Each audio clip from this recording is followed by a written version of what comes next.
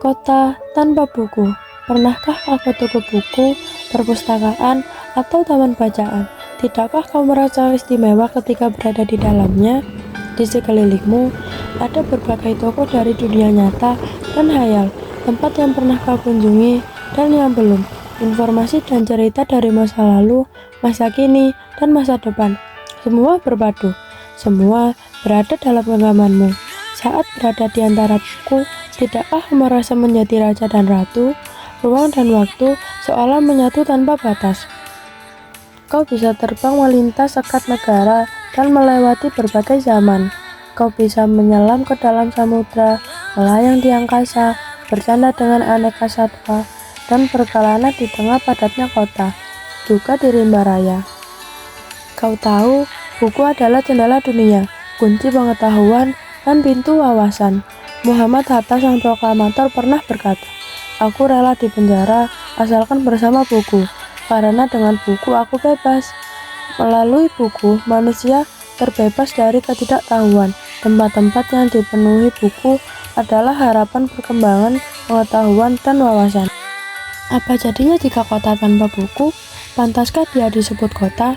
Di kota itu, mungkin kabar datang dari sumber lain, dari koran, televisi, atau internet. Mungkin informasi dan cerita datang dari cerita nenek moyang, bagai dongeng-dongeng sebelum tidur.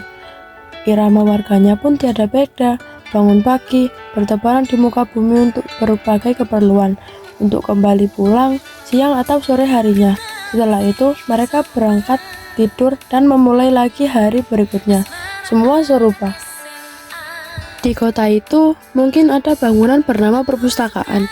Di dalamnya, buku-buku berderet dalam rak yang tak terjemah. Tiada tangan meraih dan membuka halaman demi halaman dengan sukacita.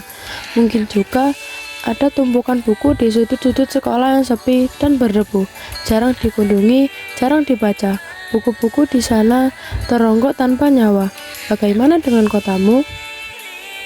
Mungkin kau tinggal di tengah kota yang megah, atau di gang sempit, di desa terpencil, di sisi pesisir, atau di kaki gunung. Adakah perpustakaan, taman bacaan, atau toko buku di dekat rumahmu? Jika ada, apakah tempat itu menjadi wadah berkumpulnya anak-anak dan warga, menjadi pusat perkembangan wawasan pengetahuan, atau hanya menjadi pajangan? Maukah kau menjadi orang yang menghidupkannya? Kau bisa mengunjunginya dan mengajak teman-teman membaca dan berbagi cerita di sana. Jadikanlah tempat itu sumber kegembiraan dan pengetahuan. Jika tempat itu belum ada, maukah kau menjadi orang yang mulai menghadirinya? Kau bisa memulainya dari sebuah sudut di teras rumahmu. Ajak teman-temanmu memulai langkah baru. Jangan biarkan waktu berlalu tanpa buku. Siapapun dirimu, bersahabatlah dengan buku. Dia akan menjadi teman setiamu sepanjang waktu.